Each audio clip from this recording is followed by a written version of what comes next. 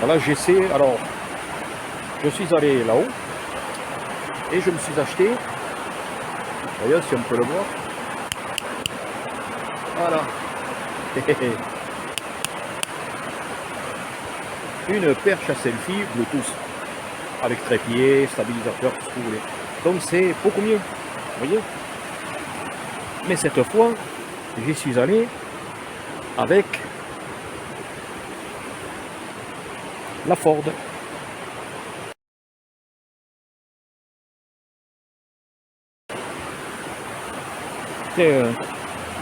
Peut-être que ça intéresserait certains de savoir comment ça marche une... J'essaie de pas me casser la gueule. Non, parce que l'air de rien, ça descend. C'est de la varap presque. On fait presque de la varap. Je vais vous montrer comme c'est joli. C'est magnifique.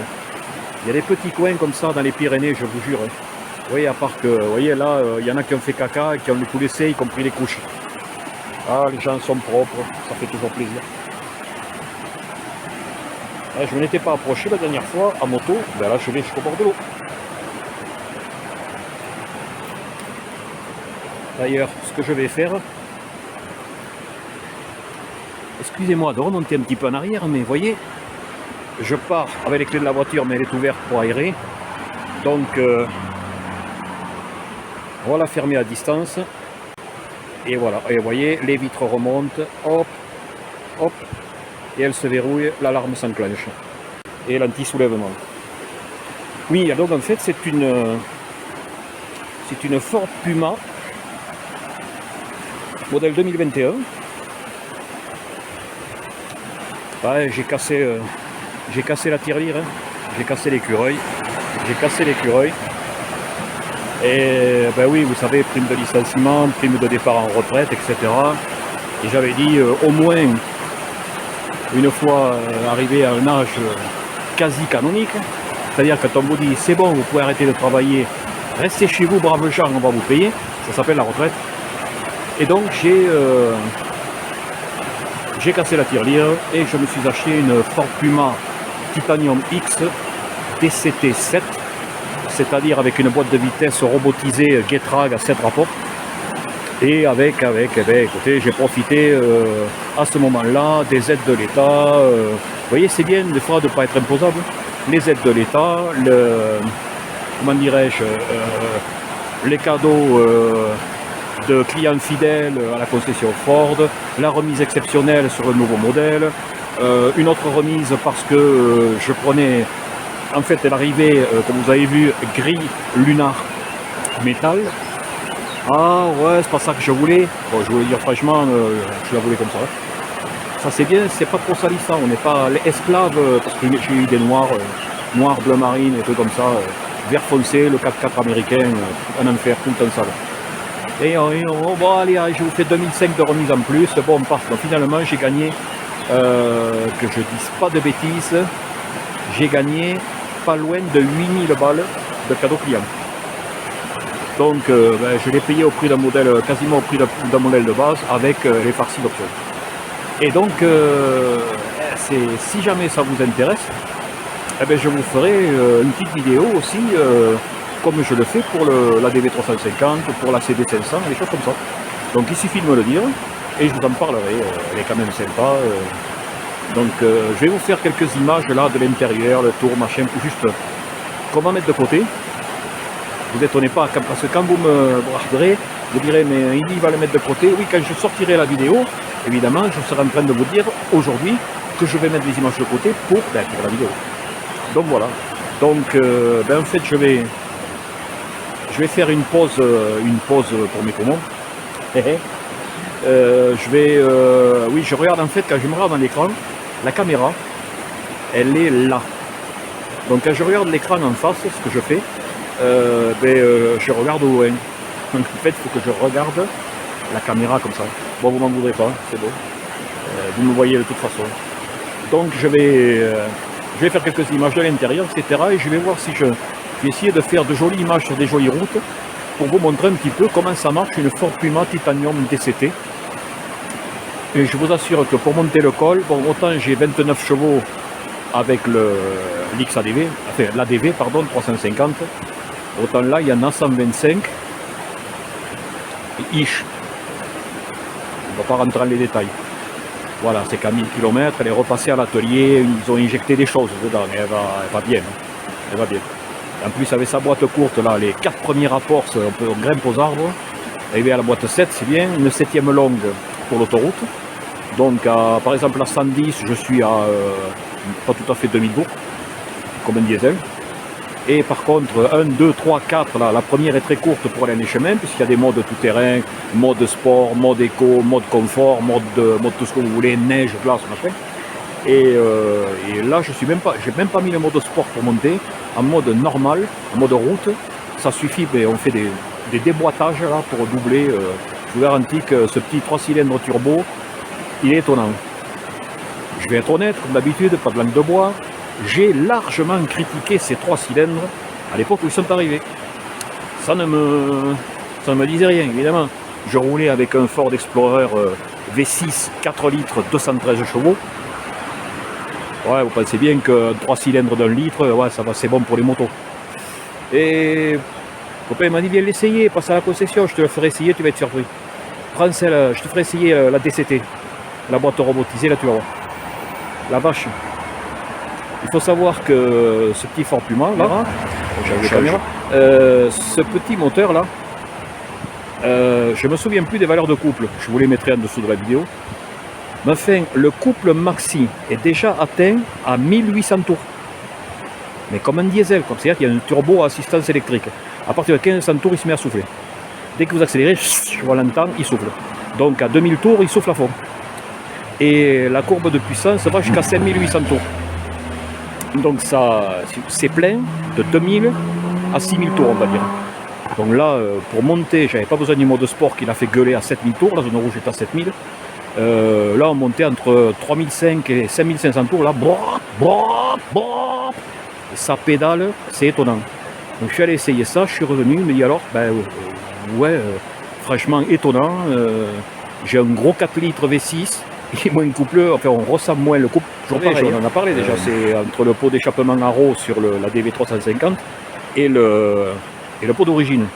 C'est une histoire de sensation, hein. On parle bien de sensation. Bon, sur le papier, là, quand on l'a passé au bas, maintenant elle a à la roue. Au rouleau, elle a 129 chevaux. Pour officiellement 125 au vélo. Bon, je laisse les habitués calculer combien ça fait au vélo. Sachant qu'il y a 12% de perte pour la boîte de vitesse, les frictions diverses et tout, il y a des abats pour ça. Ça vous donnera la puissance réelle du bordel. Parce qu'en fait, quand je l'ai acheté, j'ai été le premier à la recevoir à Toulouse. Il n'y en avait pas encore. Il n'y en avait pas de dispo. Il fallait attendre 6 mois. Et on m'a dit, là, le copain vendeur qui est super sympa, franchement, je ne vais pas le nommer, mais ils se reconnaissent 3, ils sont 2. Le spécial VO, le spécialiste du VO et celui qui s'occupe des VN. Dans la concession Ford à Aucamville. Ils sont extra. Enfin, je vous recommande cette concession d'un sérieux et ils ne tapent pas sur les prix ni rien. Bref. Et donc en fait, c'est un modèle qui partait en démo à une autre concession française. Et en fait, pour m'arranger, il m'a dit si tu veux pas attendre, je peux t'en avoir une semaine ou deux. Je vais la dérouter, elle part sur la concession 2. Pip. Je vais appeler le collègue là-bas, je vais te la faire venir. Maintenant, tu l'auras avec les options qu'il y a, tu ne discutes pas. Non, mais c'est bon. Elle est grise, c'est bon, ça va. Et quand elle est arrivée, en fait, bon, et qu'après, je l'ai ramenée donc pour un réglage fin. Un réglage fin de l'électronique, on va dire, moteur. Et le gars, quand je reviens la chercher, il me prête une voiture. Je reviens en début d'après-midi, il me dit vous êtes sûr que c'est une 125 chevaux? Bah ouais monsieur, regardez, carte grise et tout, vous avez tout là. Ouais, il me dit parce que je suis allé l'essayer, j'en ai fait une 155 chevaux juste avant. Il me dit je suis allé l'essayer, mais la vôtre elle est patate, mais grave. Bah je sais pas, il me dit mais vous l'avez attendu combien de temps? Je ne l'ai pas attendu, c'est un modèle de démo, elle est arrivée d'une autre concession. Et là le gars me dit ah ouais, ben c'est comme les motos. Les voitures de démo, souvent elles sont arrangées pour quand les journalistes vont les essayer. Elles marchent mieux. Vous voyez ce que je veux dire? Ah oui, ok, voilà. Donc il me dit parce que, voilà, donc la vôtre marche mieux parce que pour telle et telle raison. Donc en fait, ben, je suis très content. Alors, toujours pareil, comme pour XADV, j'adore sa bouille. L'avant, franchement, il a des airs de Macan. Regardez, je vous mens pas. Porsche Macan. Je pense qu'ils ont copié hein, un petit peu. Alors, elle est full LED. Y compris les anti-brouillards, les clignots, tout. Elle est full LED dedans, même l'éclairage du cendrier, tout est full LED. Elle a donc l'assistance à la conduite de niveau 2. C'est-à-dire je peux lâcher le volant, mais à bout de 10 secondes, elle me dit mettez les mains sur le volant.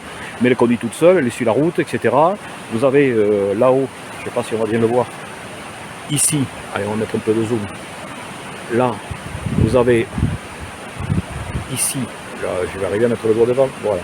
Ça c'est la caméra, ça c'est des sensors, machin, radar et tout. Ça c'est détecteur de pluie, luminosité, etc. Blablabla. Elle a, voilà, il faut attendre que le zoom baisse.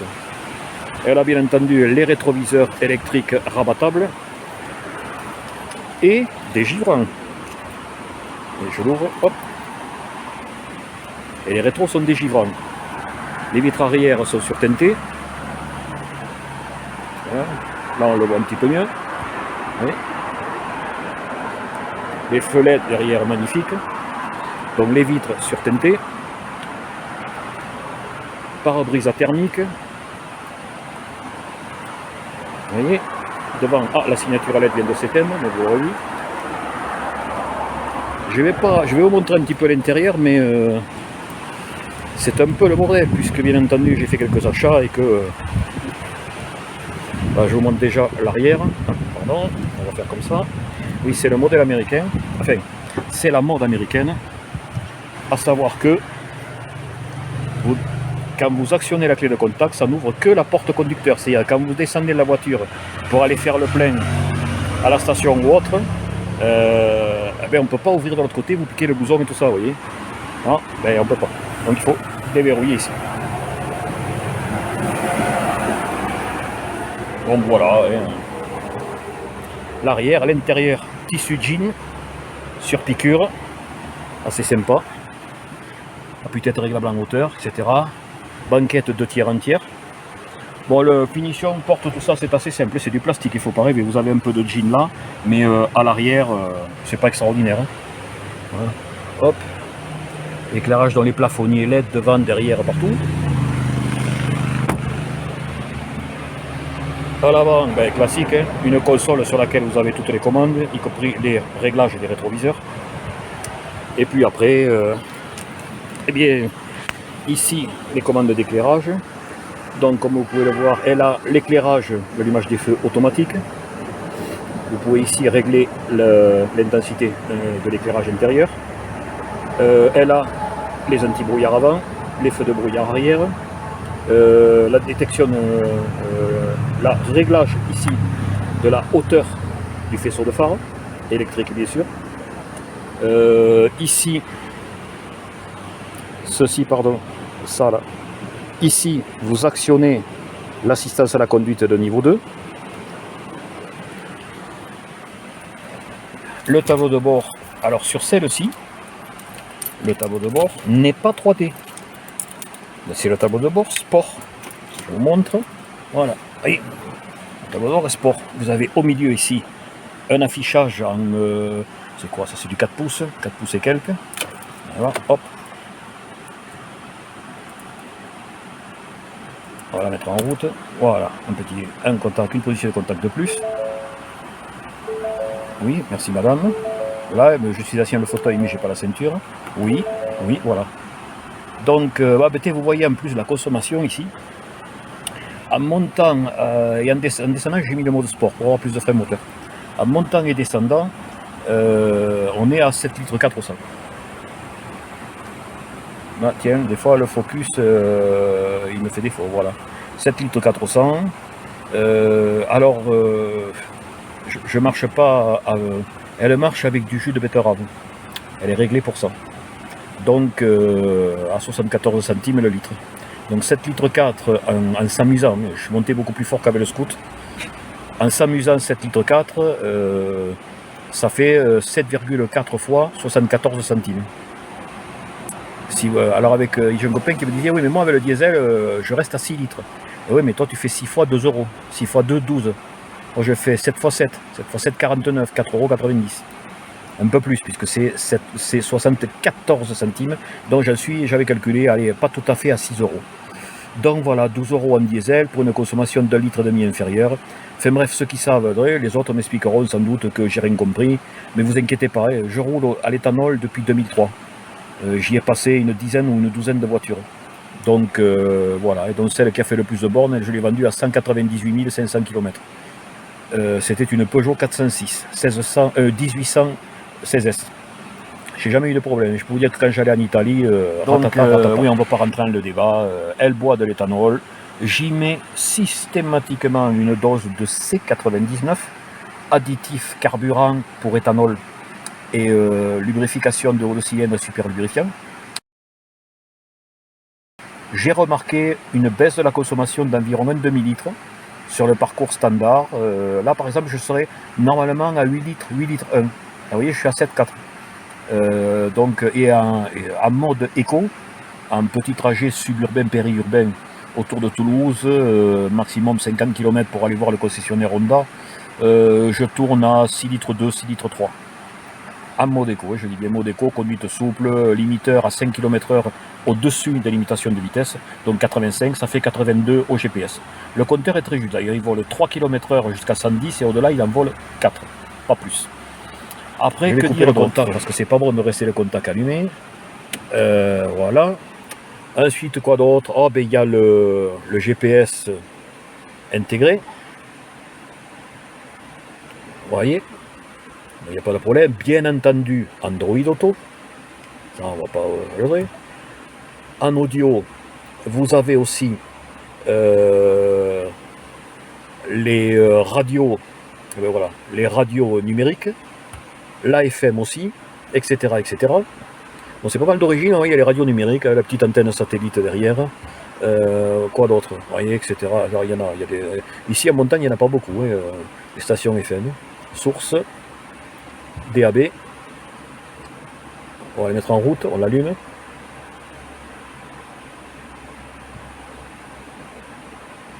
Ah oui, station DAB non disponible. Bah oui, ici on est dans la montagne, il faut quand même pas rêver. Donc on va aller sur source et je vais vous faire écouter vite fait. Voilà mon appareil USB. Alors il y a 9 haut-parleurs avec des grosses basses dessous. Les tweeters sont là-haut, là il y a les basses, le basse réflexe. Il y en a derrière, etc., etc. Je vous mets juste quelques secondes. Il y a 250 watts.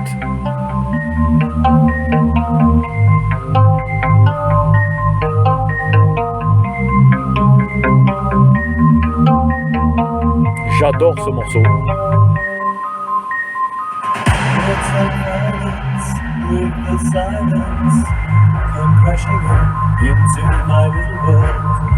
Bien entendu, vous pouvez tout régler.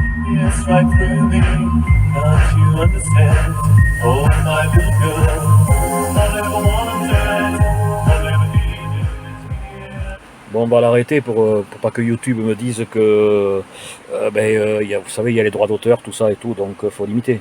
Et puis voilà, après, bon, vous avez tous les commandes de clim. Ici, la clim automatique. Hop, voilà. Là, il fait très chaud aujourd'hui, il fait 29 dehors à l'ombre. Donc je vais régler sur 20, je vais la monter un petit peu, c'est un peu trop. Voilà, vous avez vos circulations, machin, tout ce que vous voulez. Évidemment, clim auto, clim manuel avec des zones, etc., etc., etc. Je vous fais pas un dessin, vous connaissez. Ici, là-dessous, on ne le voit pas sous le merdier, un chargeur à induction que je peux pas utiliser puisque j'ai ceci qui va à un rafraîchisseur de canettes qui est ici, qui maintient les canettes au froid, le kit fumeur, mais je l'ai également ici. Et puis, etc. Boîte à gants éclairée LED, etc. C'est généreuse d'ailleurs, vraiment. On peut mettre, vous voyez, une bouteille thermos 12 volts qui rentre, ou une bouteille d'1,5 litre.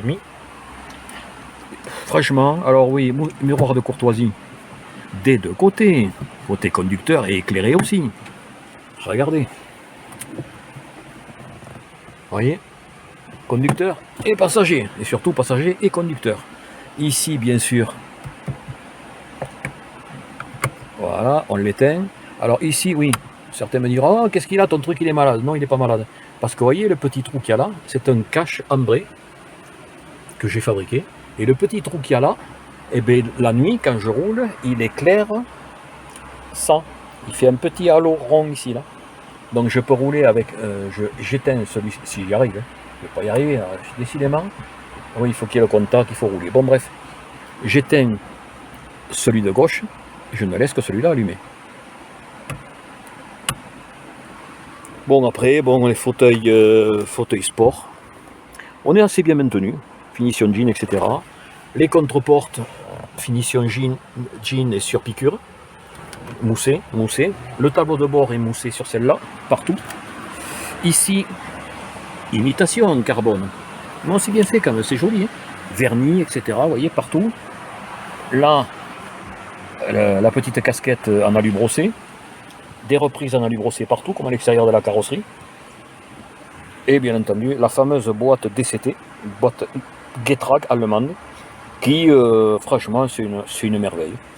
J'ai un copain qui a acheté une Alpine à 310, donc, et qui a, bon, lui il a le 2 litres, il a 300 chevaux, un truc comme ça, 950 kg, 300 chevaux, laissez tomber, là avec mes petits 125 chevaux nourris au jus de betterave, je sais même pas. Mais lui, il a la même boîte, des Getrag 7 rapports. Il n'était pas fan des boîtes auto, et il m'a dit quand j'ai essayé ça, j'ai compris. La boîte anticipe, en mode sport, la boîte anticipe ce que je veux faire, il m'a dit. Et c'est tout à fait ça.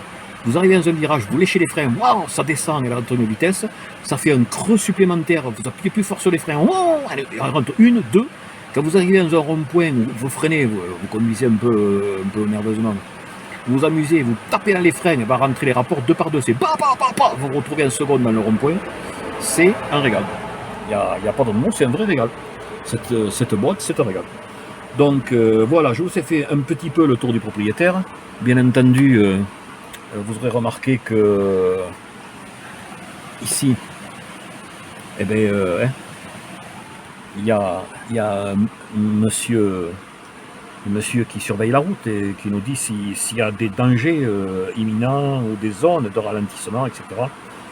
C'est pas que je roule vite, vous le savez, je suis pas un cake. Mais bon, mais tenir le 80 chrono, c'est-à-dire 83, c'est pas possible. Quand on est autour de la ville, allez, on se met à 80, on met le limiteur, 85, ça fait 82. Moi je le disais tout à l'heure, bon, voilà. Mais alors, les voitures devant, alors pour doubler, les mecs qui roulent à 70, 75. Mais le problème, c'est pas qu'ils roulent à 70, 75. Le problème, c'est que ces gens-là, quand ils voient le radar, ils freinent, ils tombent à 65. Donc déjà, ils sont 10 en dessous de la vitesse, ils vous tombent à 70. Et surtout, ils collent bien à gauche contre la bande blanche, qu'on ne puisse pas les dépasser, qu'on soit en moto ou pas. Et en plus de ça, quand ils arrivent dans les villages, c'est 50. Mais eux, ils freinent 100 mètres avant pour entrer dans le village à 40. Et quand ils sortent du village ou qu'ils sortent du rond-point, mais ils n'accélèrent pas. Je pense que tous ces gens ont la pédale d'accélérateur cassée, ou alors il y a une brique dessous pour limiter la course. Parce que je regardais tout à l'heure, je regardais le compteur, le mec qui sort du rond-point, 42, 43, 44, mais c'est pas possible. Les mecs, ils ont une ankylose complète de la jambe droite. Il y a un problème. Et puis il n'y en a pas qu'un. Il y en a un toutes les 5 ou 10 minutes. Là, la montée, ouais, là c'est là que je regrette de ne pas être en moto, parce qu'en moto, allez, on double, hein, c'est bon, hein, on garde les langues, crac, on se faufile, même s'il y a des voitures en face. Quand la route est large, on passe. Qu'en voiture, vous êtes derrière et vous vous faites chier. Ah, mais là, alors là certains me diront peut-être, ouais, mais t'as des chevaux, t'as qu'à déboîter. Mais quand il y a une bande blanche, du bleu avec du gyrophare, il y en a sur cette route. Elle est hyper fréquentée. Il y a des poids lourds en pagaille. Là, maintenant, les camping-cars arrivent. J'ai rien contre eux, mais un camping-car, ça monte à 40. Parce que le col, là-haut, il grimpe. Donc, 125 chevaux, 200 chevaux, 300 chevaux, ça ne change rien. À un moment, tu peux doubler. Et au moment où tu peux doubler, tu as une file de cars qui arrive en face ou de poids lourds. Et puis, tu restes derrière. Mais ces gens-là qui fassent au moins l'effort de rouler à peu près à 80 compteurs, ils seront au maximum à 75. Faut qu'ils arrêtent là. Bon, j'ai déjà dit, allez, j'arrête là-dessus. Bon, je vais vous laisser parce que je vais rentrer. Je vais peut-être faire quelques images de la route. J'en ai fait en descendant, je vous en mettrai quelque peu avant, là pour montrer la descente. Mais le support dans la voiture que j'ai, celui-ci là, ici, celui-là. Bon, c'est bien joli, mais oui, il est incliné comme le rétroviseur. Si je veux qu'il filme la route droit, ben, je vois plus rien dans le rétroviseur. Je dérègle le rétroviseur. Donc je vais voir si je trouve un système pour le mettre. Ceci dit, écoutez, je vous dis à plus, soit pour une suite de ce que je viens de dire avec des images de la route pour rentrer, soit pour une autre vidéo. Je ne sais pas quand est-ce que je vais mettre ça en ligne. Ben, quand ça sera en ligne, vous le verrez. Donc je vous dis à bientôt. Et écoutez, soyez prudents sur la route. Amusez-vous bien, surtout profitez, parce que vu la période qu'on vit actuellement, allez-y. Et comme je vous le disais pour le 350 ADV, pourquoi ne pas aller faire un tour chez votre concessionnaire Ford pour regarder la petite Puma et l'essayer? Ce que je voulais, c'était un véhicule polyvalent qui suive. Alors, ce qu'il y a de bien, c'est que celle-là, il y a beaucoup de place. Le coffre, il y a, tout le monde le sait maintenant, la Magic Box de 80 litres sous le plancher. Le plancher est réglable en 2 hauteurs. Enfin, moi qui suis seul, j'en ai de reste. Je peux mettre la carabine que je vais faire du tir, la sacoche d'ammo, le pistolet, le Glock, tout ça, je peux tout mettre dedans sans aucun problème, un sac de gym, je peux m'arrêter en revenant faire mes courses, je remplis tout ça, ça c'est pratique. Suivant les modes où vous êtes, elle est ou très confortable en mode éco-confort, ou plutôt raide et très sportive et très vive en mode sport. Ça passe dans les chemins comme l'ADV, ni plus ni moins. Il y a 18 cm de garde au sol et des grands débattements de suspension, et donc une boîte qui en première a une première très courte. Vous passez en mode tout-terrain, en mode off-road, et là, ça vous désactive l'ESP, le correcteur de trajectoire, tout le bordel, pour vous laisser juste avec l'antipatinage qui correspond à du gravier, de pierre roulante ou de la boue. Ça marche bien, je l'ai testé, ça marche bien. Donc voilà, ceux qui cherchent une voiture avec un enfant ou deux derrière, il y a la place, vous avez vu, un coffre, il fait 465 litres. Mais si vous pouvez rabattre la banquette arrière, là je dors dedans. Je fais 1m68, j'ai la tête, je relève ici les dossiers, je ravance les fauteuils à la position maxi avant, un sac de couchage, hop, et je dors derrière. Donc ça aussi, ça fait partie des côtés pratiques. Et puis voilà, donc je vous dis, si vous ne savez pas quoi faire, allez voir votre concessionnaire Ford, parlez-lui de la Puma, de la Ford Puma. Vous avez tout un tas de variantes de finition d'équipement. Vous avez du diesel hybride, comme ça, de l'automatique hybride, de l'automatique pas hybride. Enfin, vous avez un choix de motorisation essence, éthanol, parce qu'elle est flex fuel et hybride électrique aussi. Vous pouvez la trouver. Donc, à la limite, allez faire un tour, parce que moi, j'étais allé la voir par curiosité, comme je vous l'ai dit tout à l'heure, sans être convaincu par le par le 3 cylindres. Et bien je suis revenu enchanté et j'ai signé le bon de commande. Donc méfiez-vous, ça pourrait vous arriver. Je vous laisse parce qu'il y a de la route pour rentrer. Je ne sais même pas quelle heure il est, mais il doit être un peu tard. Je dirais, j'en sais rien. On va voir. Je mets le contact, ça va me le dire. Regardez, c'est joli. Ford.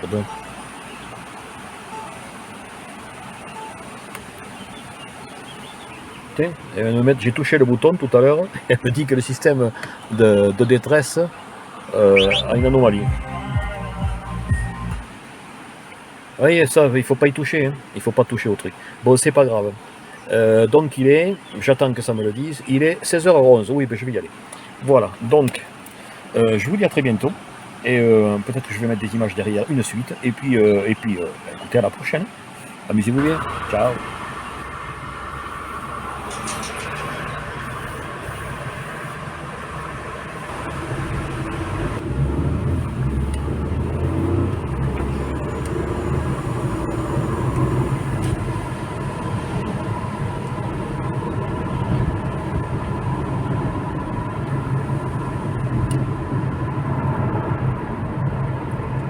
Donc comme vous pouvez le remarquer, je pense, je ne sais pas trop comment rend le micro, mais le téléphone, mais voilà. C'est silencieux, je viens d'accélérer, on a pris 4000 tours, C'est vraiment, l'insonorisation est vraiment très bien faite. Voilà, si je ferme toutes les vitres, voilà. Donc là, vous voyez, on est à 60 évidemment. Et on entend c'est le bruit des pneus en fait. Les pneus ont maintenant 21 000 km. Donc ils sont de parfait état, mais ils se sont usés, ils commencent à chanter un petit peu. Au début, ça ne faisait aucun bruit. Et c'est pas méchant, c'est normal. Ce sont des pneus. Je vous le mettrai sous la vidéo parce que c'est des pneus sportifs. Si je dis pas de bêtises, là j'ai honte, je me rappelle plus, mais enfin, c'est des Goodyear Performance quelque chose. Ils sont sympas. Elle est chaussée d'ailleurs, alors je l'ai demandé comme ça. J'ai pris des pneus des jantes en 17. Parce que sinon c'était 18 ou 19.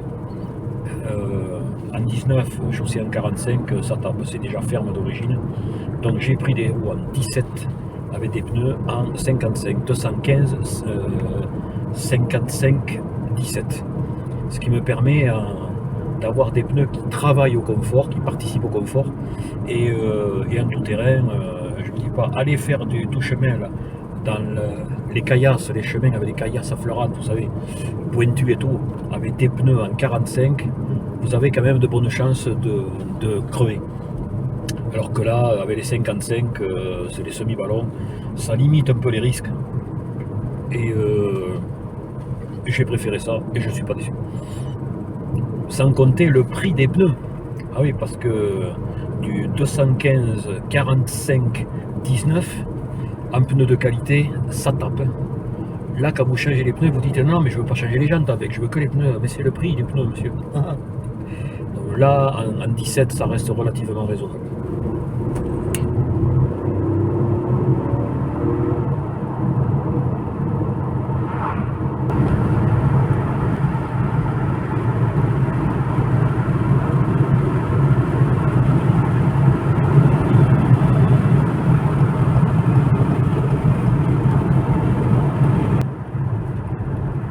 Ici, il y a souvent le radar. On sort là et pof, comité d'accueil. Ah merde! Donc on reste souple. Faut pas trop jouer sur cette route. Ceux qui connaissent le coin le savent. On peut se faire croquer très très facilement. Danger temporaire sur 2 km, vitesse limitée à 80 km/h. Voilà, bien entendu, là donc c'est 80. Là ça roule à 76, non un peu moins, 74, 72. 60, pardon. Alors ça y est, le Coyote vient de se mettre à jour, on est à 66 km/h. C'est merveilleux, non? Pour 80, déjà qu'à 80, on n'en peut plus. Voilà, 2 km, qu'est-ce que vous voulez faire? à 80 km/h. C'est triste. Limité à 70 km/h.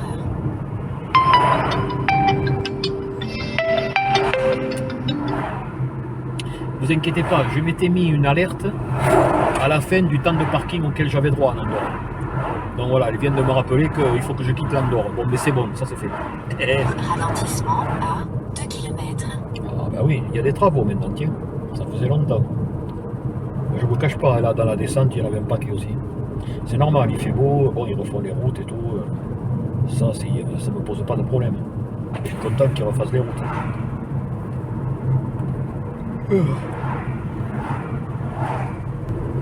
Comme ça, là, vous voyez, à gauche et tout, on voit pas, c'est dommage à cause de l'orientation du téléphone, mais il y a plein de trucs ombragés, d'endroits où on peut mettre une voiture radar ou un radar chantier. Il y a tout ce qu'il faut là. Oh, attention, une marche à nouveau. Celle-là alors, le joint de dilatation là. Allez, on va faire tout doucement parce que.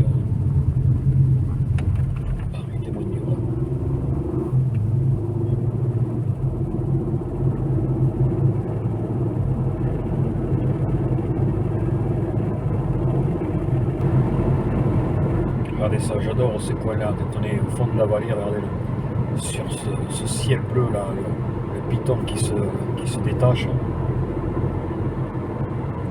C'est magnifique, quelques nuages. Il paraît que ce soir il y a des risques d'orage.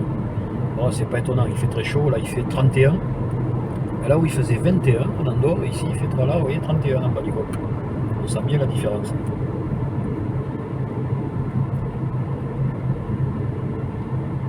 Ah oui tiens, j'ai oublié de dire dans les petits détails de cette voiture, par exemple, la caméra sert aussi à lire les panneaux. La caméra sert à la base à vous guider, à vous maintenir dans la voie. Le radar à côté, plus la caméra et l'analyse d'image, vous permet d'avoir le freinage d'urgence automatique. Ça détecte les piétons, le gars qui freine devant vous, etc. Donc elle freine à votre place. C'est étonnant parce que souvent ça déclenche en même temps qu'on appuie sur le frein au réflexe. Et en plus, elle lit les panneaux. Et donc là, j'ai réglé toutes mes vitesses. Là. Par exemple, le 50, ben, je l'ai réglé à 55, sachant que le compteur vole 3.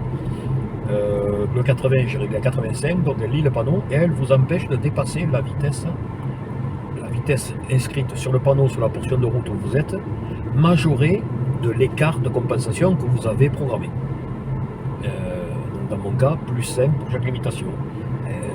95 pour 90, 115 pour 110, etc. etc. Et c'est quand même pratique parce qu'on n'a pas à se soucier. Vous voyez, si on écoute la radio, qu'on discute avec le passager ou autre, bon, mais je sais que je ne peux pas faire d'excès de vitesse. J'enclenche le limiteur, je me mets en mode éco parce que j'ai pas besoin, là je cherche pas à aller vite, donc je veux du confort, de la douceur. Et bien on arrive en ville, alors elle ne freine pas, attention, elle ne freine pas, mais elle coupe l'injection, et ça vous donne du frein moteur, bien entendu. Et par contre, dans les descentes, il faut s'en méfier. Il y a des endroits où ça descend raide. Si c'est 70, vous levez le pied. Si vous n'êtes pas en mode sport pour qu'elle rétrograde et qu'elle vous maintienne le 70 au frein moteur, là, en mode confort, elle va glisser. Elle vous met la 7ème et puis vous glissez à 70, 75, 80, 85. Elle a coupé l'injection, mais elle ne freine pas à votre place. À vous, quand même, dans ces cas extrêmes, de surveiller la vitesse à laquelle vous êtes et de freiner ou rétrograder si nécessaire. Mais c'est quand même un confort sur les routes plates ou légèrement vallonnées. Et bien, je ne me fais plus de soucis, j'accélère. Arrivé là, je vais sur la 4 voies, je vais arriver à 115, hop, ça coupe, et ça ne peut pas aller plus haut. C'est très bien. Je ne sais pas ce que vous en pensez, moi je trouve ça très bien. Ça aussi, ça participe au confort de conduite. Il y a moins de stress.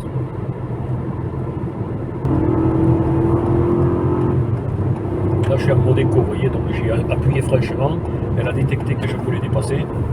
Donc elle m'a donné, elle m'a rentré 2 rapports.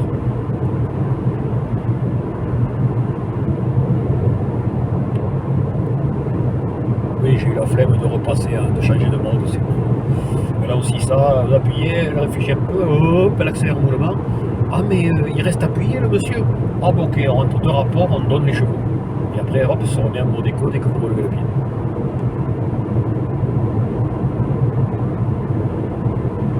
Alors, à l'essence, en faisant comme ça, je suis monté déjà plusieurs fois en Normandie. Quel beau pays, en Normandie, en Bretagne. Quel beau pays, le Finistère. Là, j'ai consommé, mon autonomie était de 760 km, réserve incluse. Oh, 760 km, ça fait pas beaucoup. Non, mais attends, garçon. Le réservoir fait 42 litres et c'était à 100% éthanol.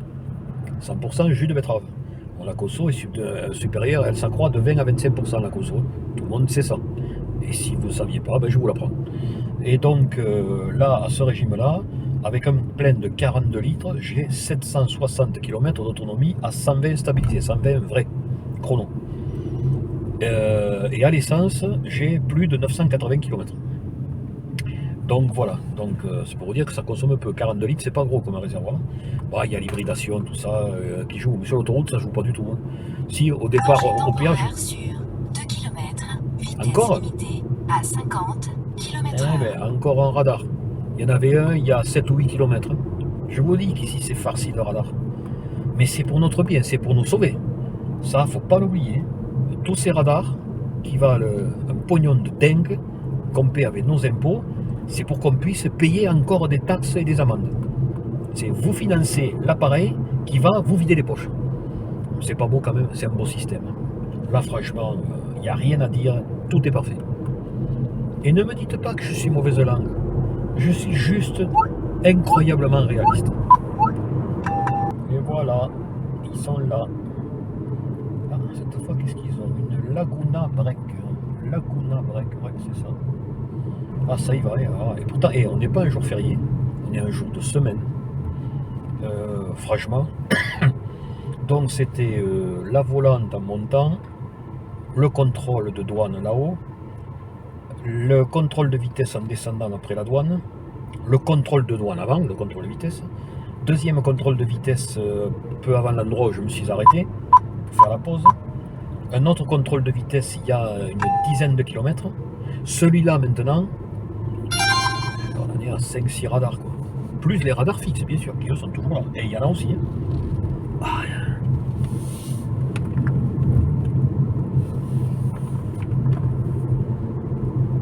regardez, une Royal Enfield, que c'est joli, une Bullet, jolie comme tout, j'adore cette moto. Putain, 4 NT 1100, 2 blanches, 2 noires. 2 blanches et 2 crissons, enfin noir gris.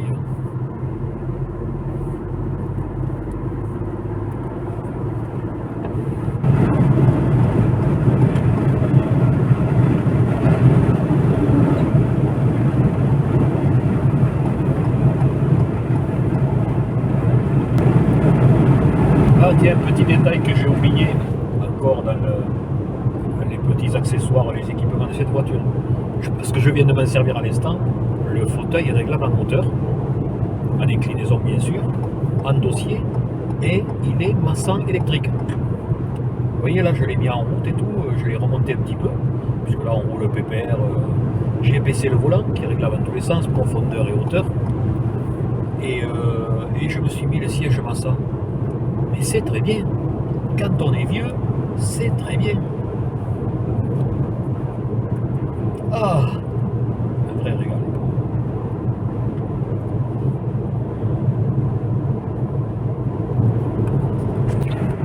On ouvre un petit peu la vitre. Voilà. J'ai mis l'assistance à la conduite. Comme ça, pendant que je touche le téléphone, elle conduit tout seul. Elle accélère, elle freine, elle fait tout ce qu'elle a à faire. Quoi.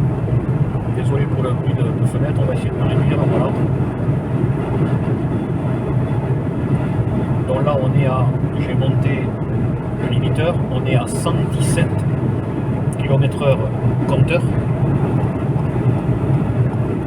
Le Coyote m'affiche 113, il oscille entre 113 et 114 km/h. On est donc, comme je vous le disais pour la DV, dans la tolérance de 5 km/h. Faut pas trop en jouer, mais bon. Voilà, là le radar se met en contrebas dans le champ. Là ou à l'autre grande coupe. J'ai donc réduit un peu. Je suis à 112 mètres. Un jour on grignote, ça permet de doubler sans être en excès de vitesse. Ils ont ralenti. Voilà. Je remets, oui. Ah ben il est en contrebas, il était le radar. C'est bon, je suis passé à 111. Voilà, je me remets à 114. Et je peux les doubler pour ne pas les avoir après quand la route sera plus sinueuse.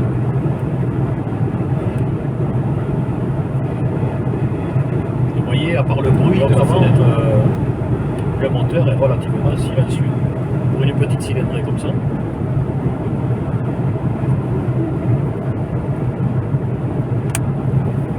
Hop.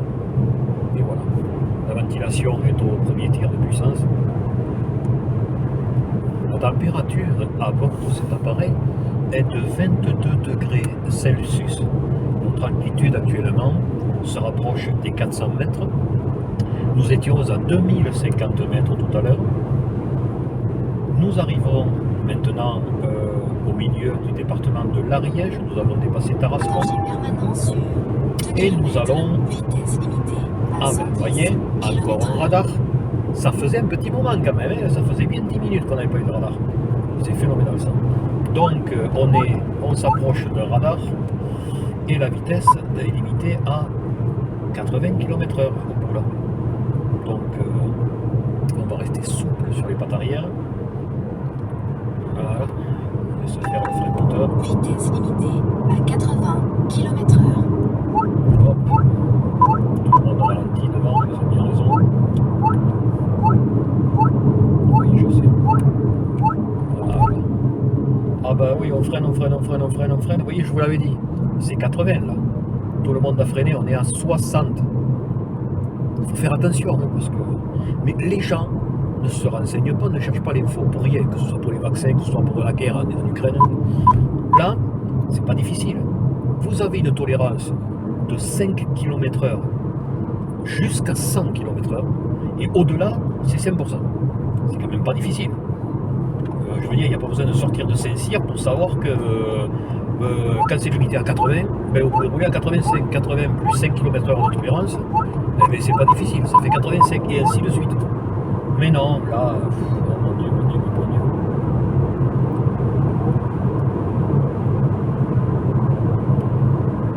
Bon, et la 4 voies, je vous l'épargne, je vais la couper parce que là, je vous le remets pour le tunnel.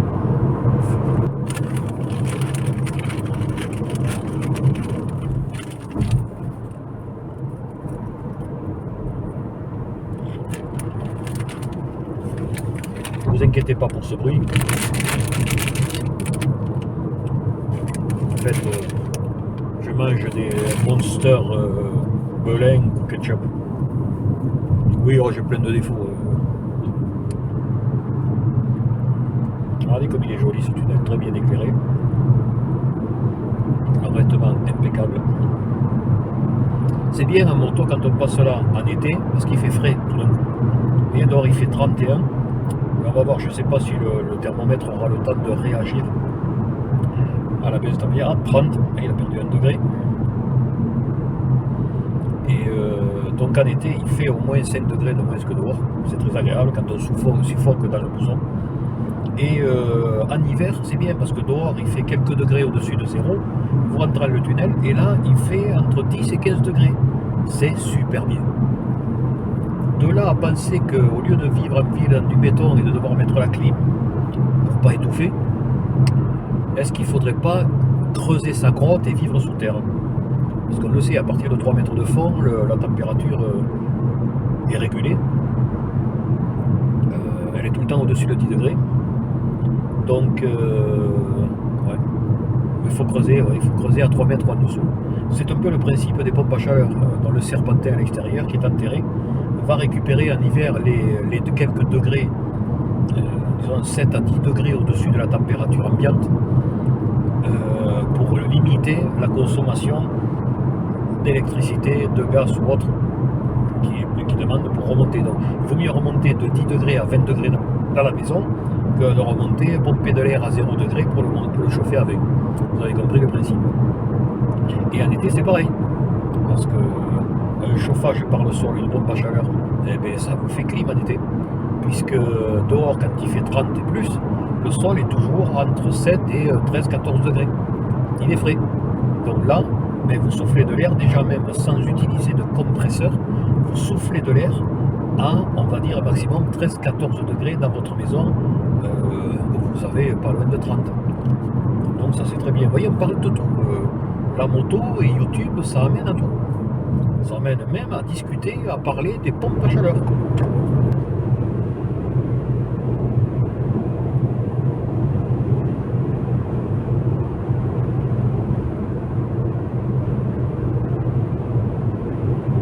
Partir d'ici, les petits piliers que vous voyez à droite là, maintenant, eh bien ce sont des caméras et c'est voilà, la dame l'a dit dans le Coyote, c'est un tronçon limité à 110 km/h, mais on mesure votre vitesse entre le point d'entrée et le point de sortie. Donc pendant 10, 12, 15 km, je ne sais pas exactement, eh bien il ne faut pas dépasser 110 parce que sinon vous aurez des problèmes. C'est bien fait ça aussi. Vous voyez, le mec devant avait l'Ibiza jaune là, il déboîte pour doubler une voiture qui tire une petite remorque. Je déboîte derrière lui à 20-25 mètres tranquille, et tout d'un coup il plante un coup de frein. Il m'a planté un coup de frein, j'ai déclenché après qu'il ait branché le frein. Et c'est extraordinaire ça quand même. Le mec il a vu que j'arrivais derrière lui, il a pilé arrivé à la hauteur de la voiture qui doublait. Mais c'est quoi ce délire? Mais les mecs sont des mongoliens au volant. Pas possible ça. Voilà, on a quitté l'autoroute parce qu'à partir de là c'est péage. Et donc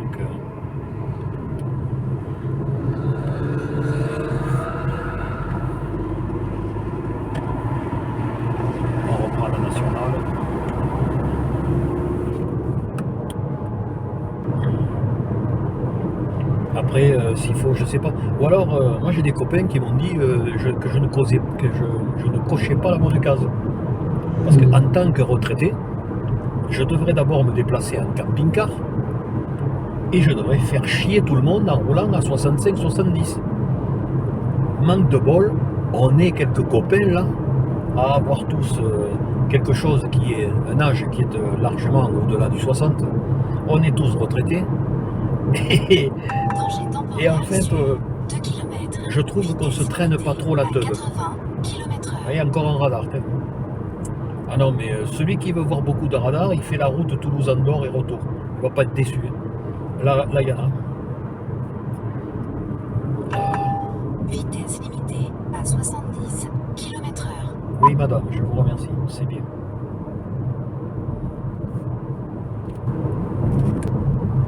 Voilà, on vient de passer un autre radar. Vous avez vu, le ciel, c'est quand même magnifique. Il n'y a pas un nuage à l'horizon. On voit bien quand même que ça manque un peu de pluie parce que l'herbe est bien jaune. Là-haut en montagne c'était bien vert. Et là, ça fait quelque temps qu'il fait chaud. Là on a eu 2-3 jours où il faisait un peu moins, il faisait 24, 25 dans l'après-midi. Et les nuits restent fraîches, ça permet de dormir correctement. Parce que franchement,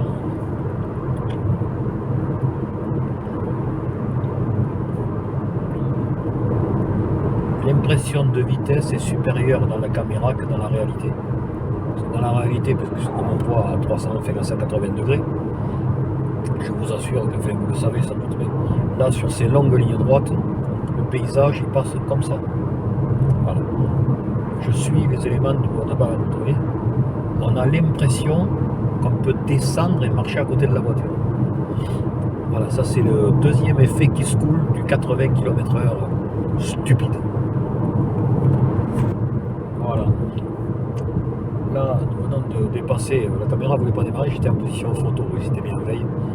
Nous venons de dépasser sur la gauche mon concessionnaire Honda et Suzuki. Donc là, on va faire une petite halte. Ça fait un moment que j'y suis pas allé, je vais aller dire bonjour. Ce sont des gens, les patrons et les employés sont très très sympathiques. On va donc aller leur dire un petit bonjour. Donc plus de 30 ans en tant que concessionnaire Honda, je peux vous dire qu'il connaît le métier. Il a une collection de motos anciennes, beaucoup de Honda. Il a des trucs, je peux pas vous dire, il a des modèles d'une rareté.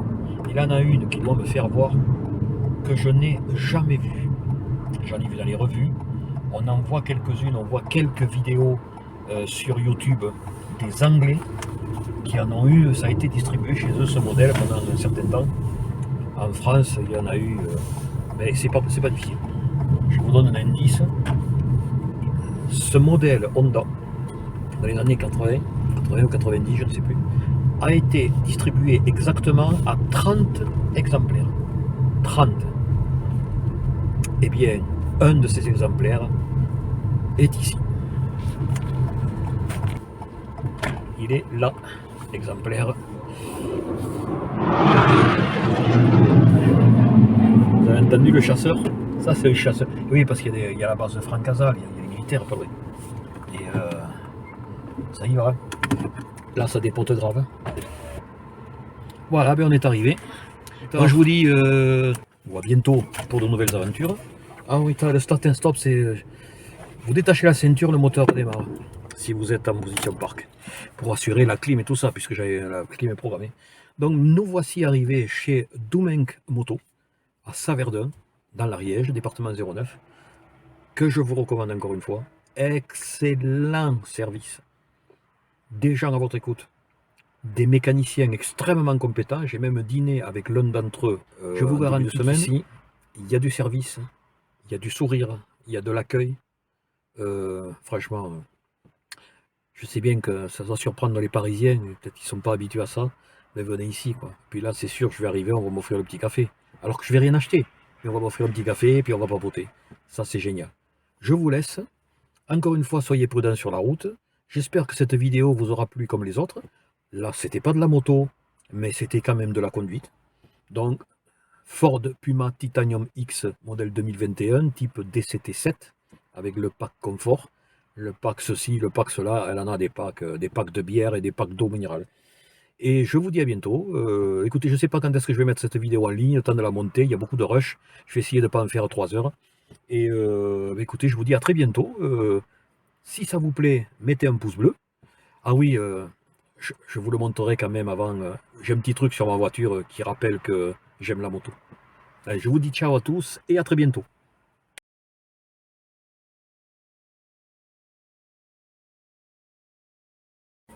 Voilà, petite vidéo pour arriver à la maison.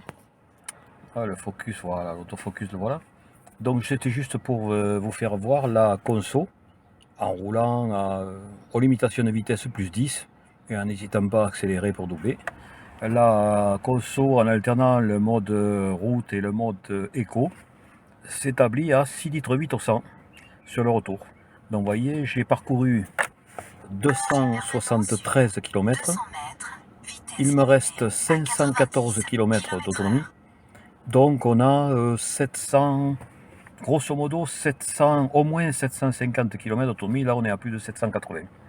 Donc voilà, donc réglé pour l'éthanol E85 avec une dose de C99 additif pour l'éthanol à chaque plein.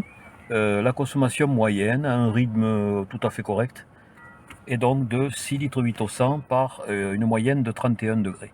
Et sur des routes quand même de montagne. Bon, mais après il y a de la bonne 4 voies pour rentrer, on est à vitesse stabilisée. Donc voilà, donc si vous posiez la question de savoir comment fonctionne une Ford Puma Flexfuel, et bien voilà. Et c'est sur ces dernières images que je vous quitte. Je vais quand même faire le montage et tout.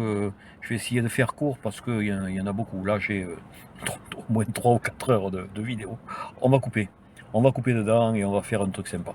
Allez, cette fois, c'est fini pour de bon.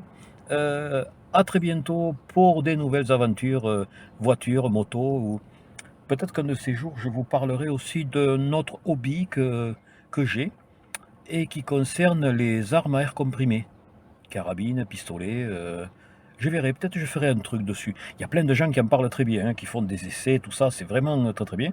Mais après tout, je peux vous montrer ce que j'ai, ça va peut-être intéresser quelques personnes. Voilà, donc cette fois, c'est fini. Bonsoir.